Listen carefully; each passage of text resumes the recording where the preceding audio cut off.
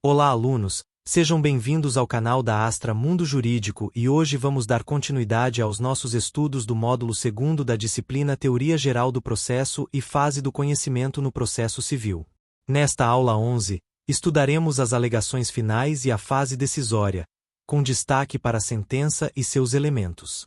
Essa etapa representa o encerramento da atividade cognitiva do juiz, que, após analisar os fatos, as provas e os argumentos apresentados pelas partes, proferirá a decisão destinada à solução do conflito. Nas aulas anteriores, vimos que o processo passa pela fase postulatória, pela resposta do réu, pelas providências preliminares, pelo saneamento e pela fase instrutória. Durante a instrução, são produzidas as provas necessárias para esclarecer os fatos controvertidos. Encerrada a produção das provas, o processo se aproxima de sua fase final, denominada fase decisória. Antes da prolação da sentença, é comum que seja concedida às partes a oportunidade de apresentar suas alegações finais. As alegações finais correspondem à última manifestação das partes antes da decisão do juiz. Nelas, autor e réu resumem os fatos relevantes, analisam as provas produzidas e apresentam suas conclusões jurídicas, buscando convencer o magistrado acerca da procedência ou improcedência dos pedidos formulados. As alegações finais representam importante manifestação do contraditório e da ampla defesa, pois permitem que as partes se pronunciem sobre todo o conjunto probatório produzido ao longo do processo. As alegações finais podem ocorrer de forma oral ou por memoriais escritos. Em muitos casos, após o encerramento da audiência de instrução e julgamento, os advogados realizam sustentações orais perante o juiz, apresentando suas conclusões. Em outras situações, especialmente nas causas mais complexas, o magistrado concede prazo para a apresentação de memoriais escritos. Nos memoriais, as partes analisam os depoimentos das testemunhas, os documentos juntados aos autos, os laudos periciais e demais provas produzidas, destacando os elementos favoráveis às suas teses. Encerradas as alegações finais, o processo ingressa na fase decisória. É nesse momento que o juiz exerce uma das funções mais importantes da atividade jurisdicional, proferindo a sentença. A sentença é o ato do juiz que põe fim à fase cognitiva do procedimento comum, resolvendo ou não o mérito da demanda. Trata-se do principal pronunciamento judicial, pois é por meio dele que o magistrado aprecia os pedidos formulados pelas partes e aplica o direito ao caso concreto. A sentença pode extinguir o processo sem resolução do mérito ou com resolução do mérito. A extinção sem resolução do mérito ocorre quando o juiz não analisa o pedido formulado pelo autor em razão da existência de algum obstáculo processual. Isso acontece, por exemplo, em casos de ausência de pressupostos processuais, falta de interesse de agir, abandono da causa ou litispendência. Nessas hipóteses, o conflito material não é solucionado, e a parte poderá, em determinadas situações, propor uma nova ação. Já a sentença com resolução do mérito ocorre quando o magistrado aprecia efetivamente a pretensão deduzida pelas partes. Nessa hipótese, o juiz decide se acolhe ou rejeita o pedido formulado pelo autor, solucionando a controvérsia submetida ao Poder Judiciário. A sentença possui grande importância porque representa a manifestação concreta da jurisdição e produz efeitos relevantes para as partes.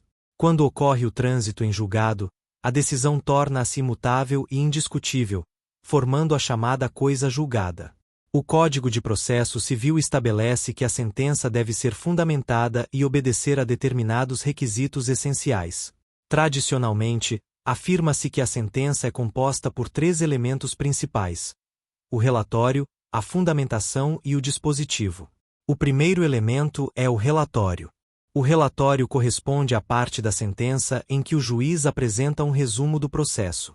Nele são identificadas as partes, os pedidos formulados, as principais alegações e os acontecimentos mais relevantes ocorridos durante o procedimento.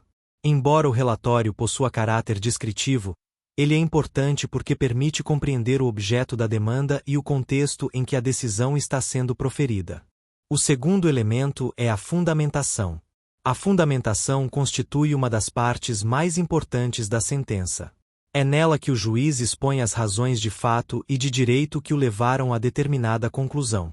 Na fundamentação, O magistrado analisa os argumentos apresentados pelas partes, examina as provas produzidas e interpreta as normas jurídicas aplicáveis ao caso concreto. A Constituição Federal, em seu artigo 93, inciso 9, estabelece que todas as decisões judiciais devem ser fundamentadas, sob pena de nulidade. O dever de fundamentação representa uma garantia do Estado democrático de direito. Ele assegura transparência, controle das decisões judiciais e respeito ao contraditório. As partes têm o direito de conhecer os motivos que levaram o juiz a decidir de determinada maneira. O Código de Processo Civil de 2015 reforçou ainda mais essa exigência, estabelecendo que não se considera fundamentada a decisão que apenas reproduz o texto da lei sem explicar sua relação com o caso concreto, que utiliza conceitos vagos ou que deixa de enfrentar argumentos relevantes apresentados pelas partes. O terceiro elemento da sentença é o dispositivo. O dispositivo corresponde à conclusão da decisão. É nessa parte que o juiz declara se julga procedente, improcedente ou parcialmente procedente o pedido formulado pelo autor. O dispositivo representa a manifestação final da vontade jurisdicional e delimita os efeitos da sentença. É ele que será objeto de eventual recurso e que poderá ser executado posteriormente. Além dos elementos tradicionais, a sentença deve observar diversos princípios processuais, como o contraditório, a ampla defesa, a boa-fé, a cooperação e a duração razoável do processo. Outro princípio importante é o da congruência. De acordo com esse princípio, o juiz deve decidir nos limites estabelecidos pelas partes. Isso significa que o magistrado não pode conceder algo diferente do que foi pedido, nem pode deixar de apreciar pedidos regularmente formulados. Quando o juiz decide além do pedido, ocorre decisão ultra petita. Quando concede algo diferente do que foi solicitado, ocorre decisão extra petita.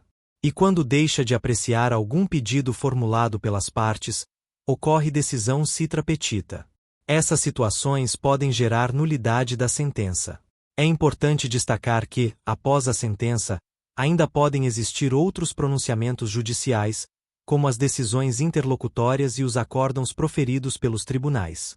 Entretanto, a sentença representa o encerramento da fase de conhecimento em primeiro grau de jurisdição. Contra a sentença, em regra, cabe recurso de apelação, permitindo que a matéria seja reexaminada pelo tribunal. Isso garante às partes a possibilidade de impugnar decisões que considerem injustas ou equivocadas. A fase decisória representa o resultado de todo o trabalho desenvolvido ao longo do processo. O juiz analisa os argumentos, aprecia as provas e aplica o direito ao caso concreto, buscando proporcionar uma solução justa e adequada para o conflito. Portanto, podemos concluir que as alegações finais constituem a última oportunidade concedida às partes para influenciar a formação do convencimento do magistrado. Encerrada essa etapa, o processo ingressa na fase decisória, em que o juiz profere a sentença. A sentença é o principal pronunciamento judicial e possui 3 elementos essenciais: relatório, fundamentação e dispositivo. Por meio dela, o magistrado resolve ou não o mérito da demanda, promovendo a aplicação do direito e a pacificação social. Na próxima aula, continuaremos nossos estudos sobre a fase de conhecimento no processo civil, aprofundando o tema da coisa julgada e dos recursos, importantes instrumentos para a garantia da segurança jurídica e da revisão das decisões judiciais. Até a próxima!